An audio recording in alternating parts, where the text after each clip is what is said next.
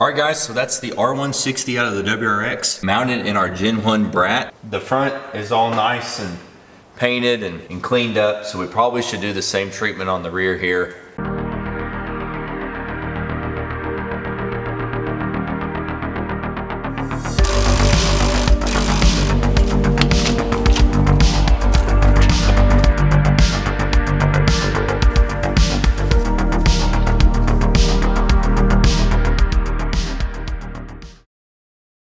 Alright guys, welcome back to the shop. Today we are ripping out the differential, swapping in WRX ring gear and all the internals from a 2004 WRX, and then getting the rear ready for cleanup and paint, as well as adding in some structural connectors to connect the front subframe to the rear. So let's get started.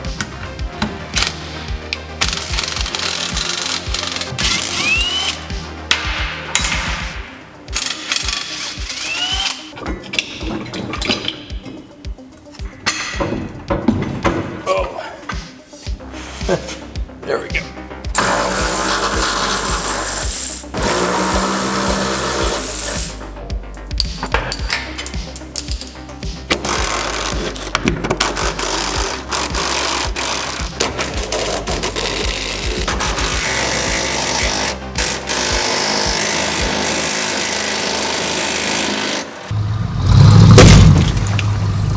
Dang it.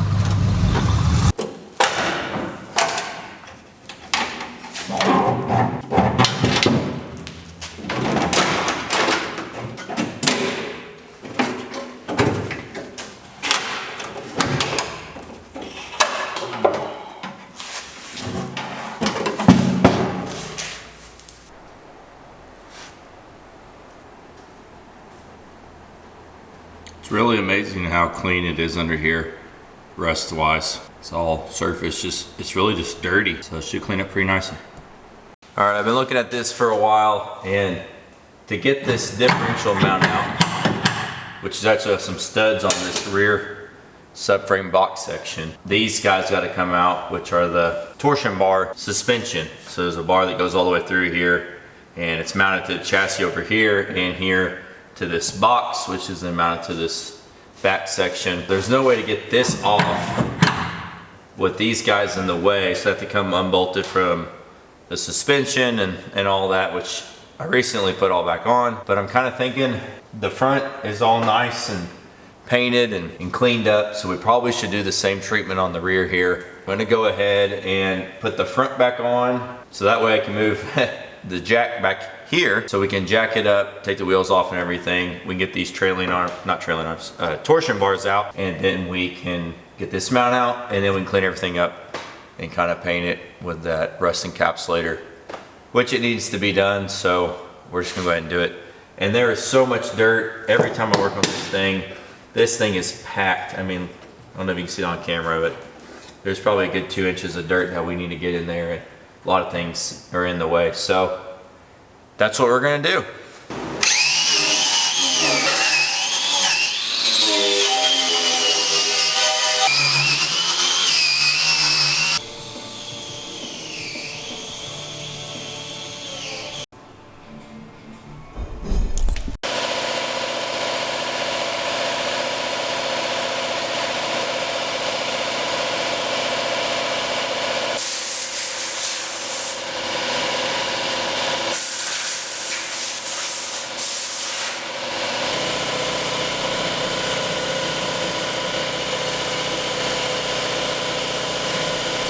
Okay, so I made these little, I don't know what you call them, little molds, I guess. Drew these up in Fusion 360, put those on there. And then for the top here, I did make these. We're gonna see how this goes without it, but basically I got this 3M window weld, and we're going to try and see if this will help us with our bushing problem, because I can't get these out. I don't even know where you would get replacement ones. Can't seem to find anything online. I can't seem to find any universal options either. I'm hoping that we can inject this into bushing, and then we're good. So we'll see how this works. Strong this stuff is, or liquidy it is. So we're gonna just kind of cram this down in there, and that bushing on the bottom is gonna be a kind of a stop for us, so we can fill that up, and then hopefully a smooth finish as well.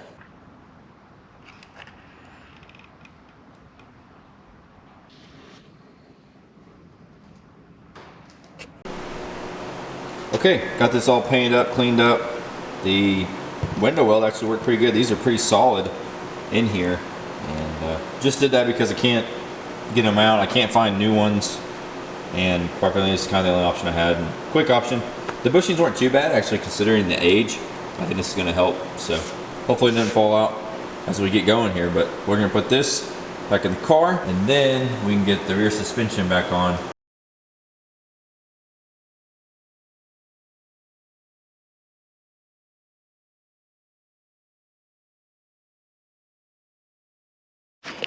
Okay, so just maybe a little tutorial here on how this came out, which I had to find a video of how this actually came out because I was really confused. But you got these 4 little teeth here, little grooves inside of here, and this actually holds in the bearing and the seal. And I just took some scrap, whatever you got, that fit inside here, and then lefty-loosey, righty-tighty. And so now that guy is out. They do make a special tool. There's a guy online who's actually made one with a socket attachment, which is pretty cool. Hopefully we don't have to do this too often, so this will work for now. Let's get all this cleaned out, and then we can put the new bearing in. Okay, got all this cleaned up. Just FYI, it pushes out that way. So if you think about it, like towards the car, the brakes, wheel, everything's on this side, so it presses that way. I'm just going to use one of the old bearings up against that race to push this guy out. So there's a little lip here, as you can hopefully you can see there. That'll push it out that way, and then we'll push it in from that way.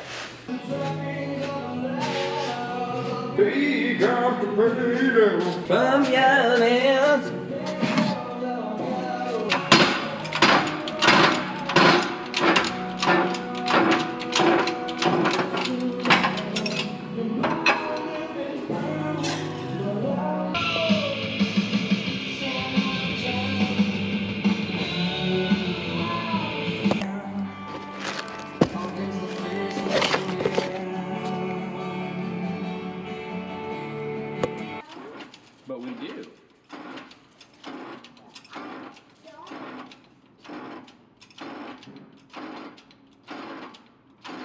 No, I did. I used to play by myself all the time, okay? You have got to have an imagination, okay?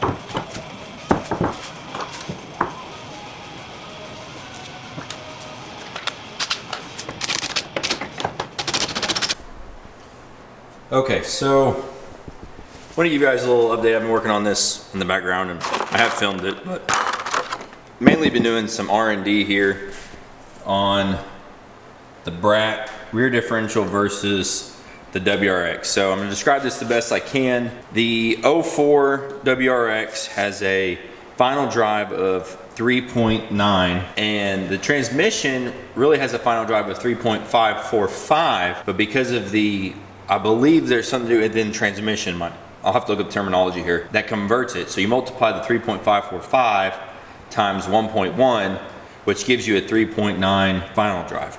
So the final drive of the BRAT, which is actually stamped on here, is 3.9. Now I was lucky enough to find some internals from an R160 from an 04 WRX, the pinion and the ring gear here, and it has 3.545, which is exactly what we need. However, the bolts that retain the ring gear here to the differential are completely different. So the ones for the BRAT are like a coarse thread, low shoulder.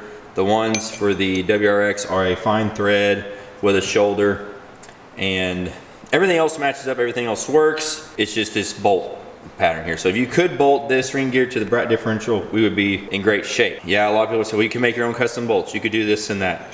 Yeah, you could. And there's a lot of work and a lot of rebuilding and a lot of money to be spent here on seals and bearings and all that. Or you can go out and buy a used R160 out of a 2004 WRX, and in theory everything should bolt right in.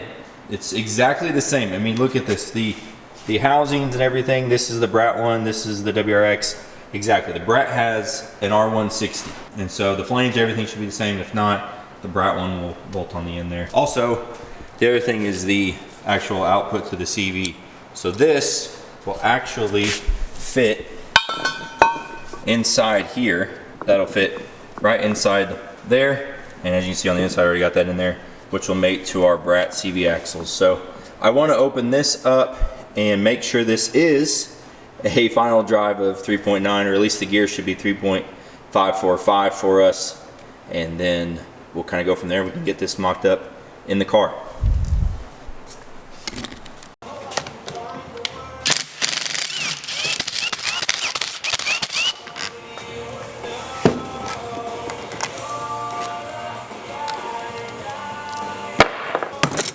Oh, that was it.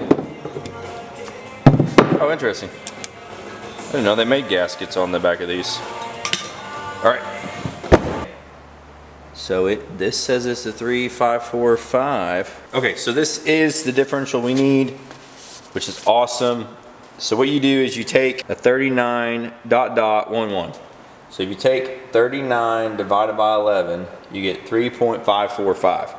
So this will match the 04 WRX transmission we're going to use. So just a little recap why we couldn't use the BRAT ring gear is that would have actually made it, because it was 3.9 or 39 divided by 10, which is a 3.9. That would be exactly a 3.9, and we need 3.545. So we'll button this guy back up because I do want to make sure it physically fits in the car as we kind of test everything out here.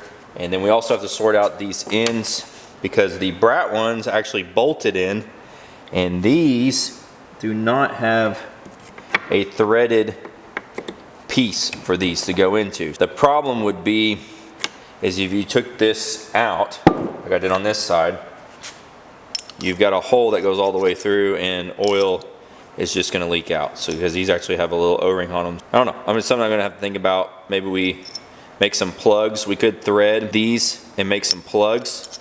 My dad could do that for us. All right, let's button this back up and then we will see how it fits in the car.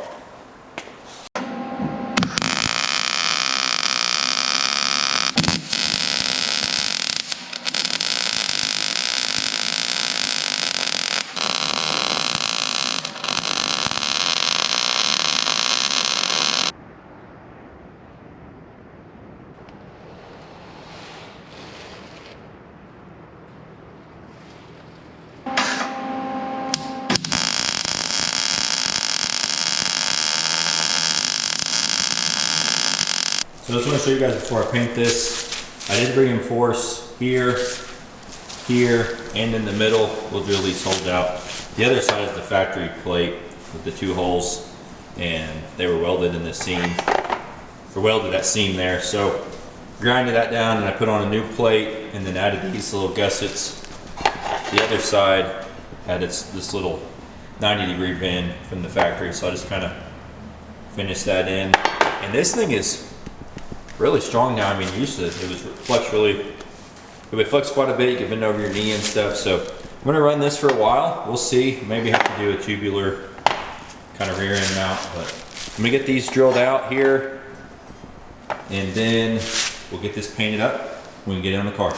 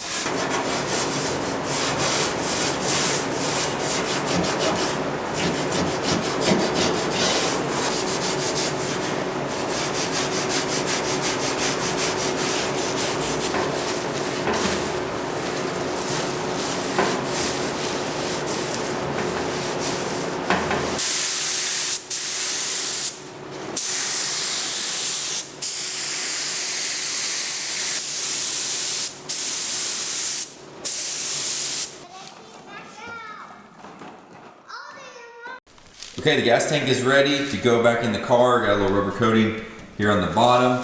So we can get this back in the car, and then we can get the rear end in the back as well.